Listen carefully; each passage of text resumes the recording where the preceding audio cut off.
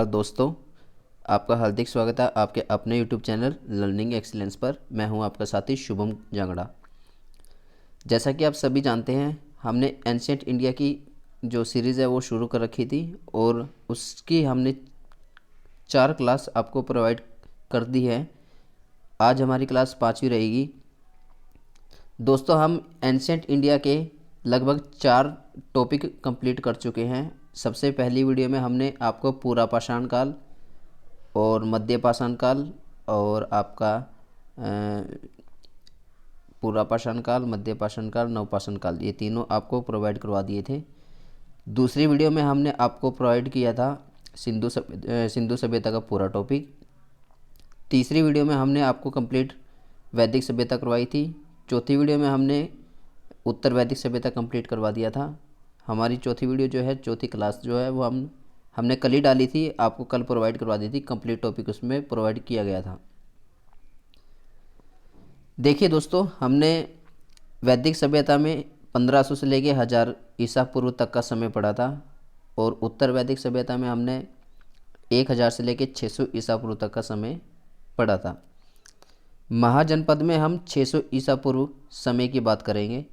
जैसा कि आप सभी जानते हैं, सिंधु सभ्यता में जो मुद्रा है वो नहीं चली थी, पैसों का आविष्कार नहीं हुआ था, पैसों की खोज नहीं हुई थी। ऐसे ही ना उत्तर वैदिक सभ्यता में ना वैदिक सभ्यता में, इन दोनों में पैसा नहीं चला था। जो व्यापार हुआ करता था वो वस्तु विनिमय द्वारा हुआ करता था, वस्तु के बदले वस्तु प्रदान करना। और 600 ईसा पूर्व में ही मुद्रा का आविष्कार होगा, मुद्रा का आगमन होगा, मुद्रा चलेगी। वस्तु विनिमय से तो व्यापार होगा ही होगा, लेकिन आप मुद्रा से भी व्यापार कर सकते हैं, वो अथॉरिटी 600 ईसा पूर्व में आ जाएगी। ठीक है दोस्तों, चलिए स्टार्ट करते हैं। प्राचीन भारत का हमारा टॉपिक है महाजनपद। जैसा कि आप सभी जानते हैं, हमने कल की वीडियो में एक एक्स्ट्रा लाइन क्या पढ़ी थी कि वैदिक सभ्यता में कबीले हुआ करते थे और उन कबीलों में जो रहते थे उन्हें जन कहा जाता था। फिर उत्तर वैदिक सभ्यता में उन जन को जनपद कहा जाने लगा था। फिर उसमें हमने ये डिस्कस किया था कि जनपद से आगे चलकर महाजनपद बनेंगे। और मैंने उस वीडियो में ही आपको ये बात बोल दी थी कि मैं महाजनपद के ऊपर आपको कंप्लीट टॉपिक प्रोवाइड करवाऊंगा, उसकी एक स्पेशल वीडियो दूंगा। तो ये वही वीडियो है आपकी महाजनपद की। इसमें महाजनपद का टोटल कंप्लीट टॉपिक रहेगा और इस कंप्लीट टॉपिक में जितने भी महाजनपद से क्वेश्चन बनेंगे, प्रीवियस ईयर एग्ज़ाम के किसी भी वनडे एग्ज़ाम में आए हुए क्वेश्चन, जैसे भी प्रकार के क्वेश्चन है वो सभी के सभी हमने इस वीडियो में डाले गए हैं। अगर आपको ये वीडियो की PDF फाइल चाहिए तो आप हमारा टेलीग्राम चैनल ग्रुप जो है वो फॉलो कर सकते हैं। टेलीग्राम ग्रुप का जो नाम है वो इसी चैनल के नेम से ही है, लर्निंग एक्सीलेंस के नेम से आप ज्वाइन कर सकते हैं। आपको सभी की सभी क्लास की PDF जो है वहाँ प्रोवाइड करवा दी जाएगी। चलिए दोस्तों, हम अपनी वीडियो स्टार्ट करते हैं ज़्यादा देरी ना करते हुए। टॉपिक का नाम है आज की वीडियो में महाजनपद, क्लास 5वीं है हमारी। समय काल क्या रहेगा, ये 600 ईसा पूर्व। इससे पहले हम 1500 से लेकर 1000 ईसा पूर्व तक पढ़ चुके वैदिक सभ्यता और 1000 से लेकर 600 ईसा पूर्व तक पढ़ चुके उत्तर वैदिक सभ्यता। अब बात करते हैं 600 ईसा पूर्व के बाद की बात। महाजनपद शुरू हो चुका था 600 ईसा पूर्व में। महाजनपद की शुरुआत 6वीं शताब्दी ईसा पूर्व हुई थी और महाजनपद काल में राजतंत्र का वर्णन मिलता है। कुछ हिस्सों में लोकतंत्र का भी वर्णन मिलता है, लेकिन ज़्यादातर हमें राजतंत्र का ही वर्णन मिलता है। संपूर्ण भारत जो है वो कुल 16 महाजनपदों में बटा था। एक अंगुत्तर निकाय नामक बौद्ध ग्रंथ हुआ करता था जिसमें हमें 16 के 16 महाजनपदों की जानकारी मिलती है। महाजनपद ज़्यादातर हमारे उत्तर भारत व मध्य भारत में फैले थे और हमारे महाजनपदों की संख्या जो है वो कुछ इस तरह है। हम स्थान के साथ साथ आपको उन महाजनपदों की संख्या भी बताएंगे कि कितने महाजनपद कौन सी जगह स्थापित थे। बिहार में आपके महाजनपद कितने थे दोस्तों? 3 महाजनपद थे। उत्तर प्रदेश में आपके 8 महाजनपद थे। मध्य प्रदेश में आपके एक महाजनपद था। राजस्थान में भी 1 महाजनपद था। दक्षिण भारत में भी 1 महाजनपद था।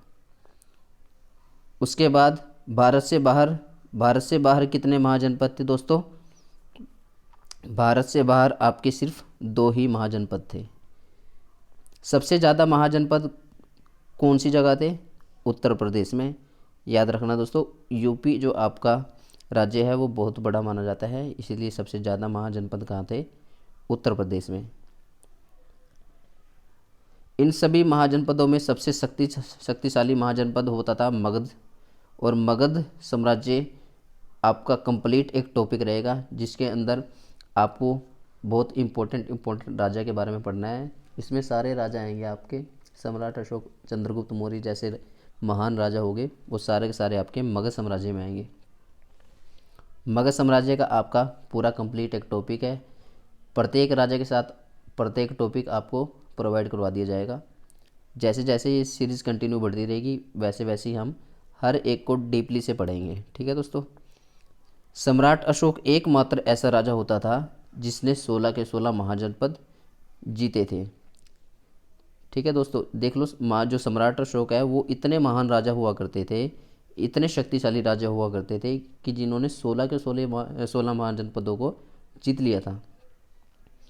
बिहार के महाजनपद, बात करते हैं बिहार के महाजनपद की।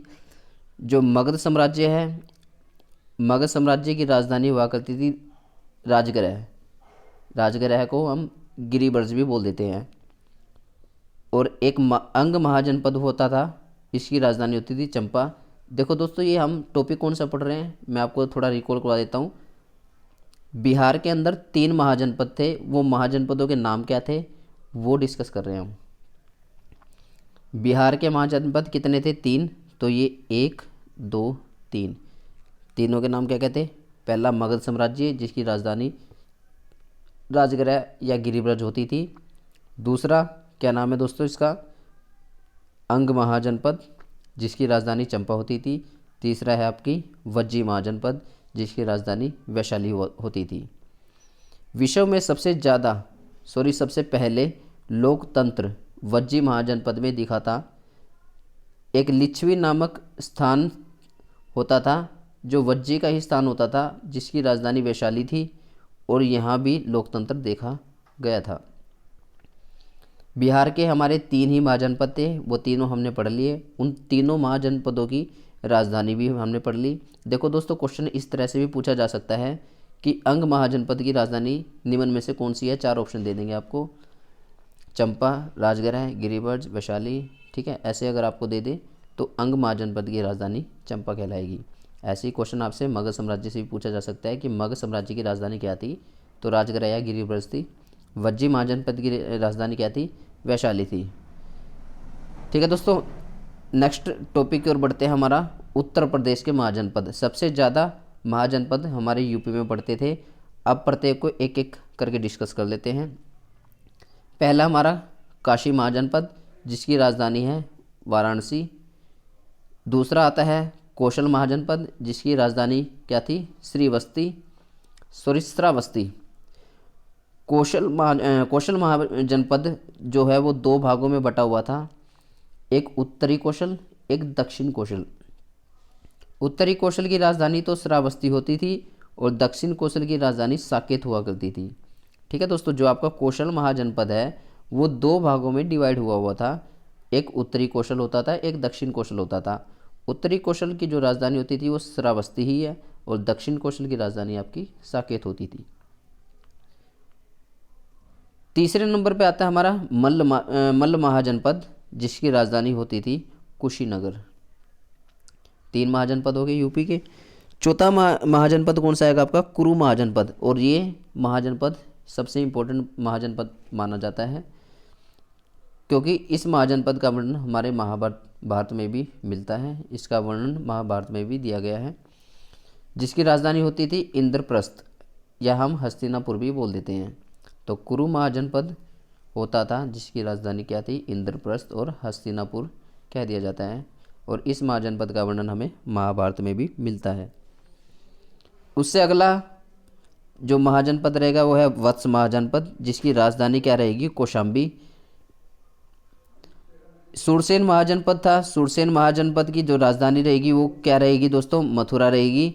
और इससे नेक्स्ट जो महाजनपद रहेगा वो रहेगा पांचाल महाजनपद, जिसकी राजधानी रहेगी अहिछत्र। इससे अगली है चेदी महाजनपद, जिसकी राजधानी रहेगी शुक्तिमती। जो चेदी महाजनपद है उसका संबंध किससे है? शिशुपाल का, जिसे श्री कृष्ण ने मारा था, शिशुपाल से संबंधित है चेदी महाजनपद। और शिशुपाल कौन हुआ करता था? शिशुपाल का जिसे श्री कृष्ण ने मारा था। शिशुपाल को किसने मार दिया था? श्री कृष्ण ने। इसलिए इसका संबंध किससे है? चेदी महाजनपद से।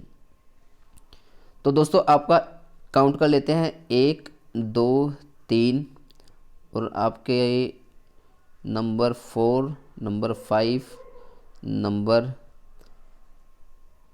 6, 7, 8। तो आपके उत्तर प्रदेश में कितने महाजनपद पढ़ते थे? 8 महाजनपद पढ़ते थे। हो हमने आठों पढ़ लिए विद राजधानी। इनकी राजधानी जरूर याद रखना।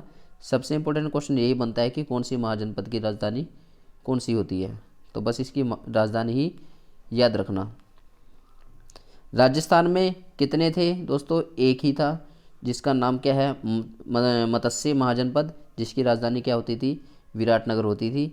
मध्य प्रदेश के महाजनपद का नाम क्या था? अवंती महाजनपद। वहाँ भी सिर्फ एक ही महाजनपद होता था, जिसकी राजधानी होती थी उज्जैन, जिसे हम महेशमती भी कह देते हैं। दक्षिण भारत के महाजनपद, जिसका नाम है अश्मक महाजनपद, जिसकी राजधानी होती थी पोतन, जिसको हम पोटली भी बोल देते हैं। वर्तमान में जो ये हिस्सा पड़ता है वो आंध्र प्रदेश में कर दिया गया है।